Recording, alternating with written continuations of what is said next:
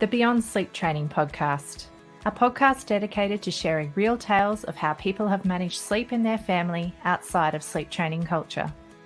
Because sleep looks different with a baby in the house. And because every family is different, there is no one-size-fits-all approach to take. I'd like to acknowledge the traditional custodians of the land on which this podcast is being recorded, the Kalkadoon people. I pay my respects to the elders of this nation and the many other nations our guests reside in from the past, present and emerging. We honour Australian Aboriginal and Torres Strait Islander people and the unique cultural and spiritual relationships to the land, water and seas, as well as their rich contributions to society, including the birthing and nurturing of children. Welcome back to the Beyond Sleep Training podcast. I'm your host, Carly Grob, and with me today is my neighbour, Terese Collings. Hi, Terese. Hi. So it's a little bit of a different episode for me today because normally my guests are somewhere remote and usually very far away from where I live, since I live in the Australian outback. But I'm very lucky to have Terese as a neighbour straight across the road from me, and she's joining us today to talk a bit about sleep with her family. So welcome to the show, Terese. Thanks. And would you like to tell our listeners who's who in your little family? In my zoo. In your zoo, your crew. Yeah. So we've got nearly three little ones, 3 under 3, Oof. or 3 and under. Oof. So, yeah, we've got Cora, who's 3, then we've got Mariah, who's 2 next month, and then we've also got a teenager in the house at the moment, being a 14-year-old, so that's an interesting sleep comparison. Yeah, so we'll have to talk a bit about teen sleep as well. And then obviously myself and my husband, Ross. So, yeah, quite a varying range of... You've got the blended family sleep going on. Yeah. Mm-hmm. Lots of age ranges there. So tell us, how did you think you were going to approach sleep before you had your first baby? Didn't even think about it at all. I just went, you just put them down for sleep and they got. That was that. Easy as that. No more thought. So because absolutely no more thought. So with your husband, because he's got his 2 older boys, did he have any? So he did FIFO with them when they were younger.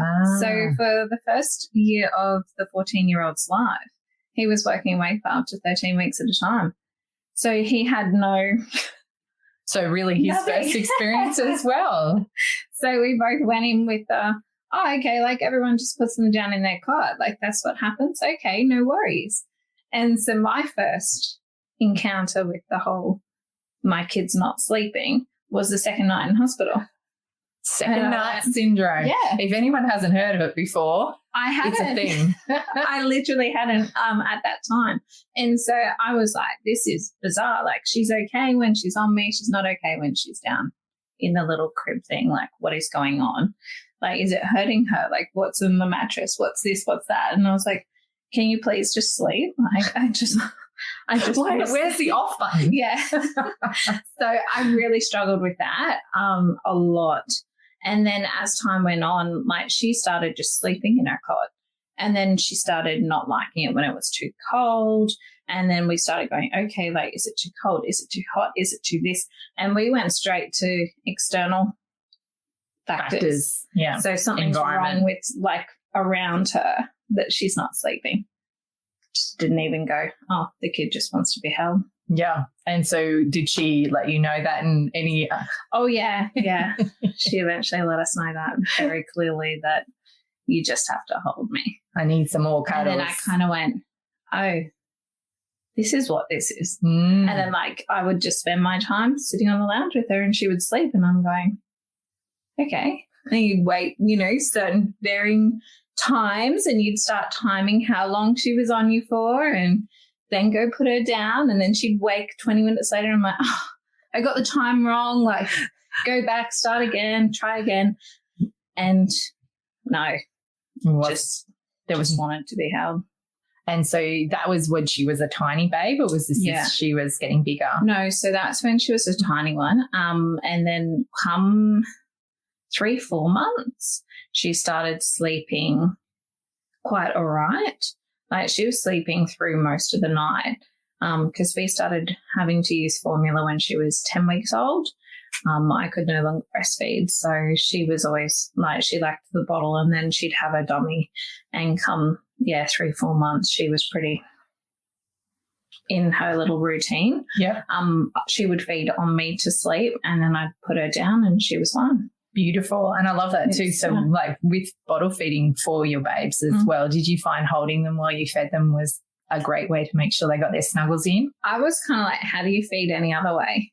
And people would be like, oh, just put them in the cot with the bottle. I'm like, I don't know how you do that. Yeah, and you miss out on the cuddle. But I was like, how do you know that how much she's had, and how do you know that she's actually drank it and it's not all through the cot? And like, I was like, I can't do that. You can't just chuck her in the cot and go, there's your bottle, see you later. Yeah. So safety-wise, it just makes sense. Yeah. And also you get to hold your baby. Yeah. So bonus. I was like, plus, like, she's not feeding from me. So the next best thing's she's on me when she's feeding. Yeah, I think that's a great comparison too. Like when you think about what a breastfed baby would have been doing, they would have been there. Yeah. So I was like, if I was doing what I thought I would be, she would be right there. Yeah. So we kind of did that. And then Ross would do the skin on skin stuff. Like he'd sit with his shirt off and feed her like the bottle to try and have that attachment. Yeah. So his attachment with the younger kids is very different to attachment with the older two. He's definitely had a lot of a challenge in developing that. So that's been interesting for him. It's been like a completely different experience for his side as well. And even like with sleep, like he'd come home from night shift, and if she was struggling to sleep, he would lay down in bed with her next to him. Lovely. Like, and that was his bonding. Beautiful. So he was more than willing to be a part of that process as well. That's fabulous, especially like when you'd had such a different experience with the first two kids and he missed a lot of those opportunities with them. Yeah. So did that come naturally to him, like that he wanted to be able to do that, or did you prompt it along? No, that was him. He just went, no, I didn't get like anything like this with my two kids. Like this is how I want it to be. He was very much like, it's your body, it's your choice around how you birth and everything. He's like, I would like to breastfeed. Like I'd like our kids to breastfeed. That was his one thing where he kind of went, I know it's your body, it's your choice, but that's my input in that space. And I went, I'm fine with that. Unfortunately, she had other ideas. And that was just a very messy time. And then, he would feed the bottle, but he always did it in a way that was more focused on the connection than just here's your bottle. Beautiful. Because it's so much more than food, isn't it? Regardless of what's going into babe, whether it's breastfeeding or formula feeding, that the whole experience of being fed is meant to be an experience. It's not meant to be just putting food into a body. Exactly. And then, of course, because there's so little, most feed to sleep. So it's like that's their comfort. And safety and everything. So I love that. I love that it was like understood amongst the pair of you that that's what she needed and that's what was going on there. So you could actually protect it, I guess, especially when you're hearing from other people that just put them in the cot. Oh, well, I'm pleased that you're both on the same page for that. And so you said that she was sleeping through pretty early on. Yeah. Did that change for her through times when she was developing or anything like that? Yeah, like if she was teething or anything like that, she'd wake a few times during the night.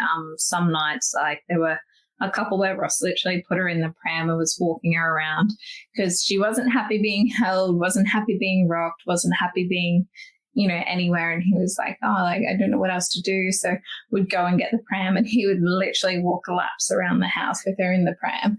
And then she'd finally fall asleep and he'd be like, I don't want to take her out. We had that too. We had this cul-de-sac that we live in.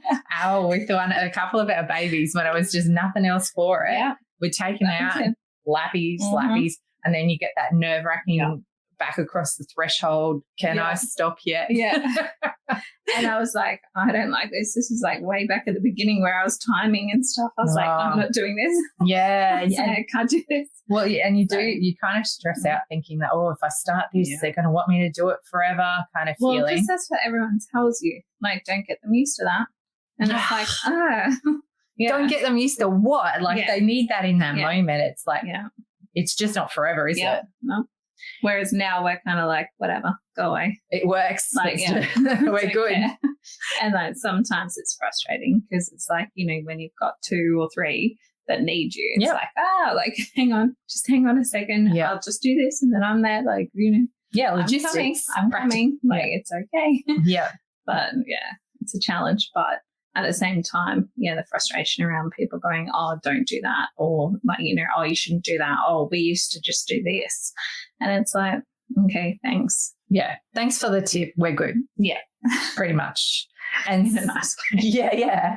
And so during the day, what were her sleeps like generally? Where were they and how was she managing that? At the beginning, she would sleep for 4 hours at a time and then she would wake. And I used to think it was ridiculous. Wow. Like, not enough. I was like, because everyone said that. Meanwhile, everyone's listening going, holy hell, moly. That's like the dream baby. Yeah. Yeah, I know that now. But at the time, like, because I was never interested in being a mom. It wasn't my thing. Your thing. Nah.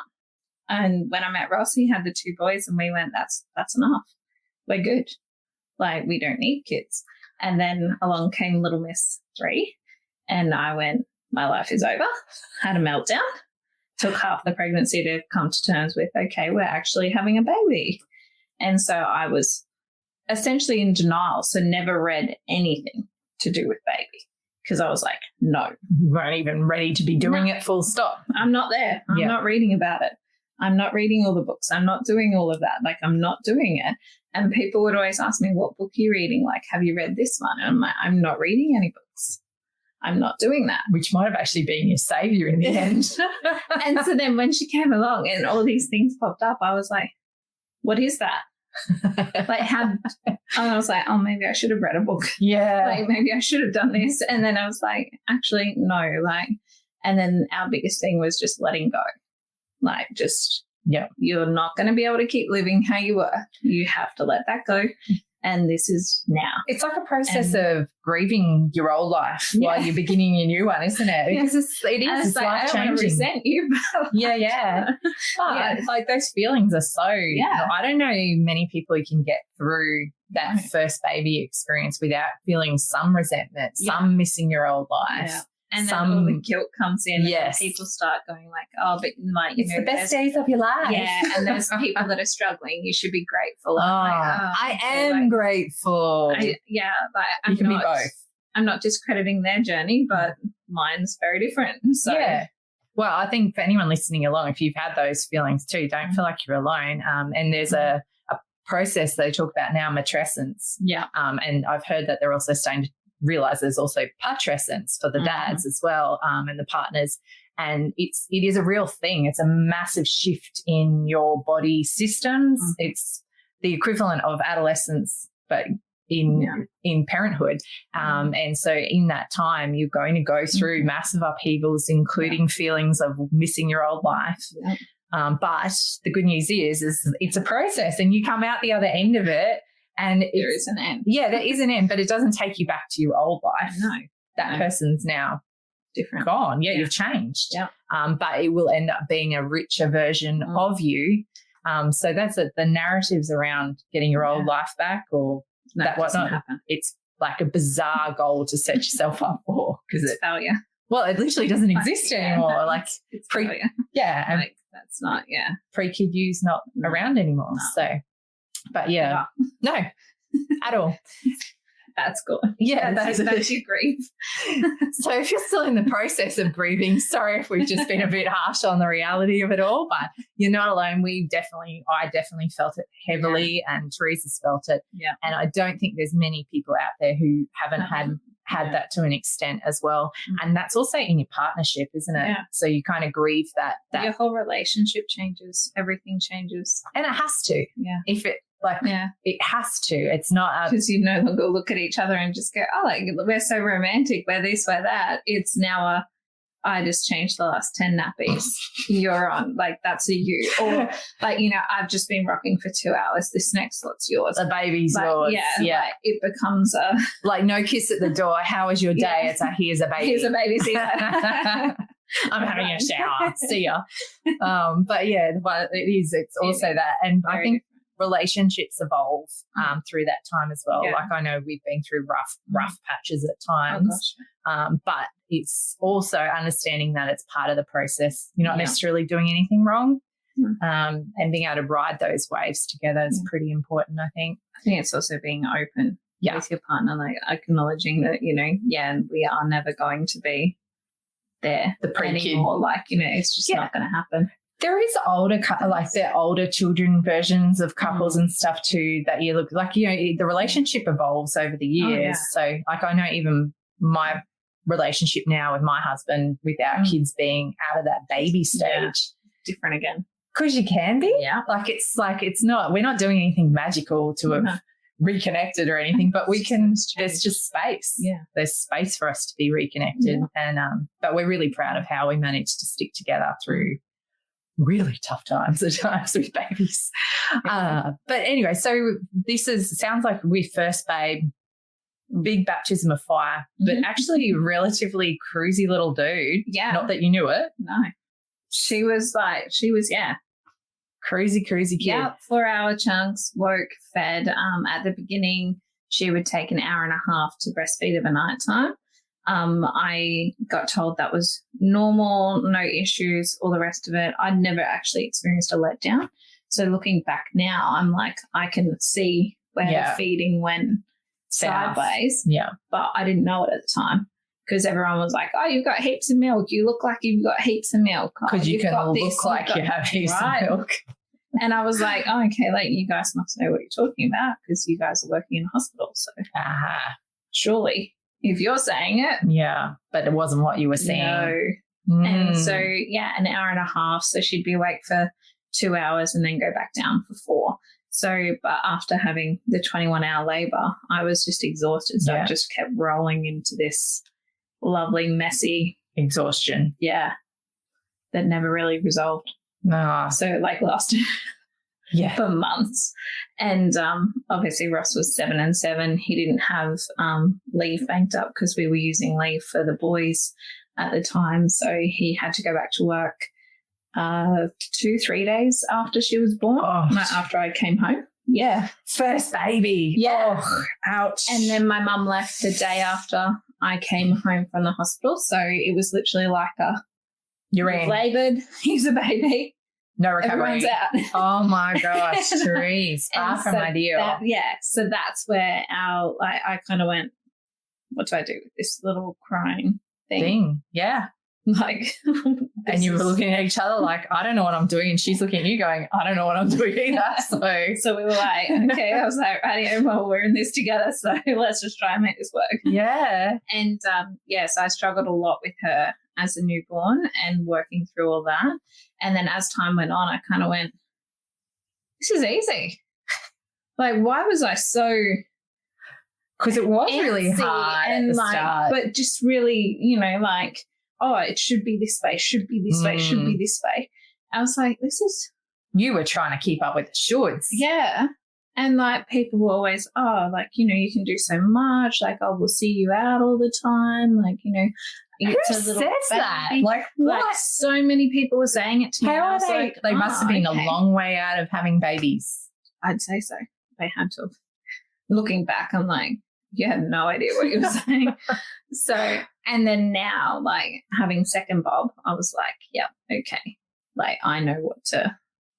It's familiar. Be comfortable with. Yeah. And so then that's when I paid more attention to the feeding side of things. And then I noticed when things were going a bit sideways and then we were able to pull it back on track and things like that. So I was like, no, now I'm confident. Because I was like, I'm comfortable to go. No, this is what I want.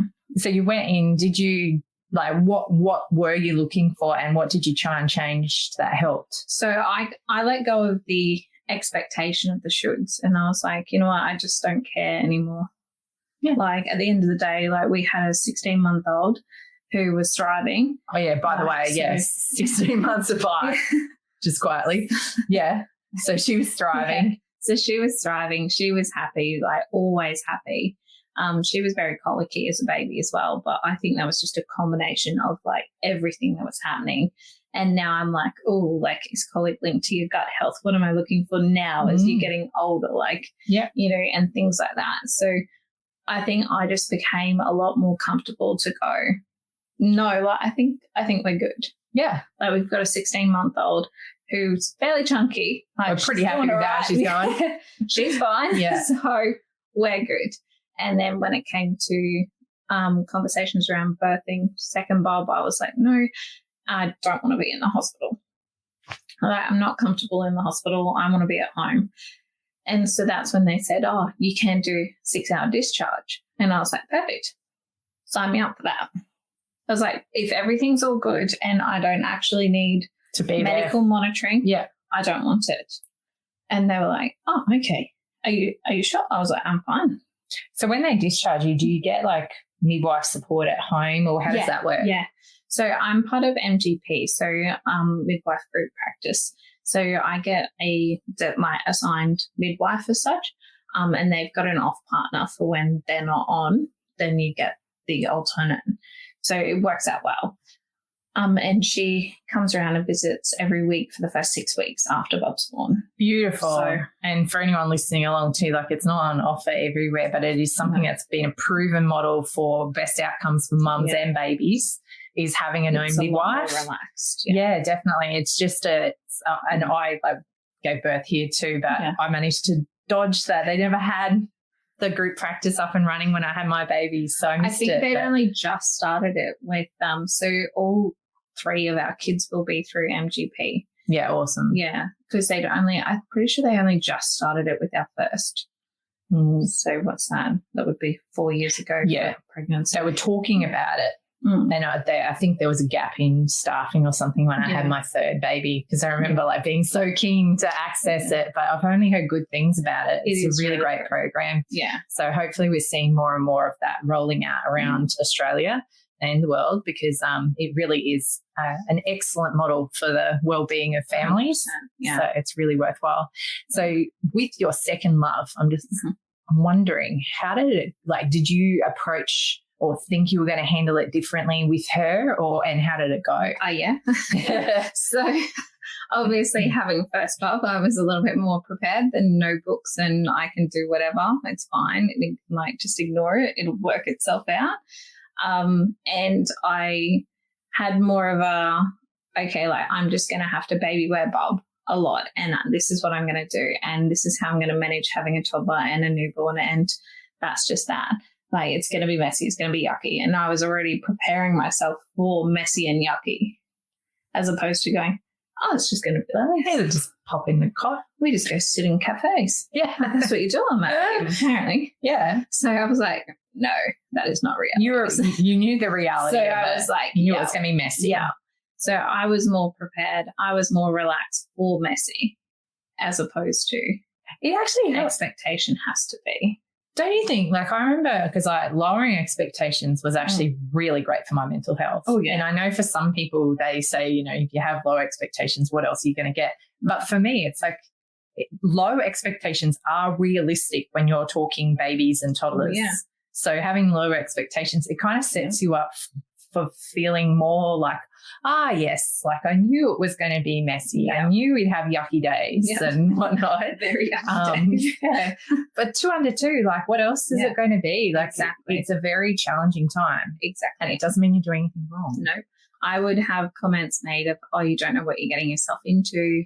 2 under 2 is really challenging.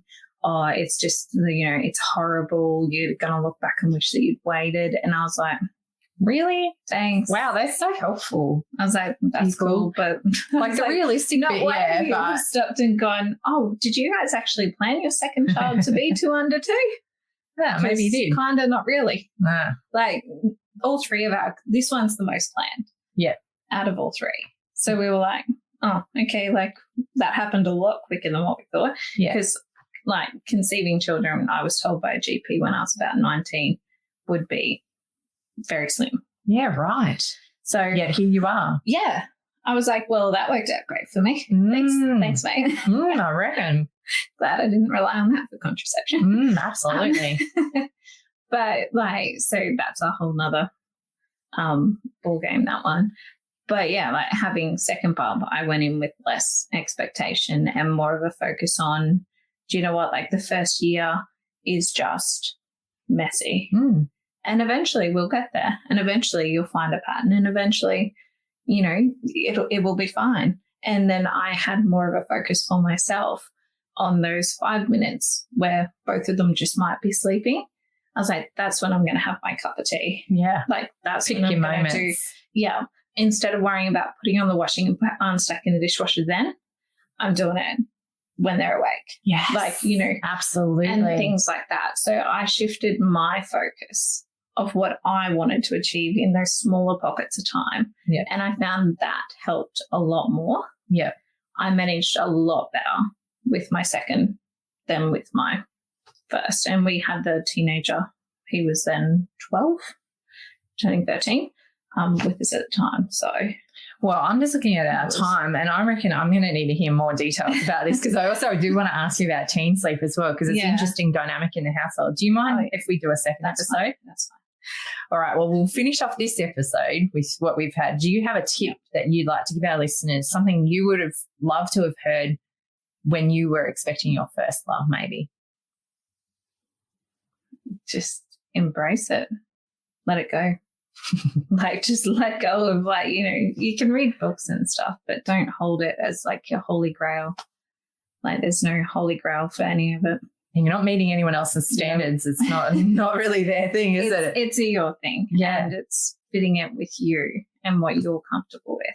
And your babe, isn't it? Like you've got your own unique human. Yeah. It's not anyone else's. They don't know what you're dealing with. Nope. So. And you'll learn them. They'll learn you. And you just, I don't know. It's kind of like, it's a journey. And it's one, like, you know, when you meet your partner, do you just go straight to marriage? Like, you know, you kind of have to get to know each other. That, and that's essentially what you're doing. Falling in love. Exactly. Even if you're already in love, you fall deeper and deeper, and part of that is that familiarity. And exactly. And that's over time. Yeah, absolutely. Like, your baby's not going to know you sleeping in a cot. No, it's very true. I love that. That's, you know. There's a lot of connection to be had in that sleeping time as well. Yes. Well, thank you so much for that first episode, Terese. I've absolutely loved chatting with you. I'm hoping everyone enjoyed listening along and taken a lot from that episode. Make sure you tune in next week to catch the second part of Terese's episode. Thanks for listening along. I really hope you enjoyed the podcast today. The information we discussed was just that. Information only. It is not specific advice. If you take any action following something you've heard from our show today, it is important to make sure you get professional advice about your unique situation before you proceed, whether that advice be legal, financial, accounting, medical, or any other advice. Please reach out to me if you do have any questions or if there's a topic you'd really like us to be covering. And if you know somebody who'd really benefit from listening to our podcast, please be sure to pass our name along. Also, check out our free peer support group, the Beyond Sleep Training Project, and our wonderful website, www.littlesparklers.org. If you'd like even more from the show, you can join us as a patron on Patreon, and you can find a link for that in our show notes. If listening is not really your jam, we also make sure we put full episode transcripts on our Little Sparklers website for you to also enjoy, and fully captioned YouTube videos as well on our Little Sparklers channel. So thanks again for listening today. We really enjoy bringing this podcast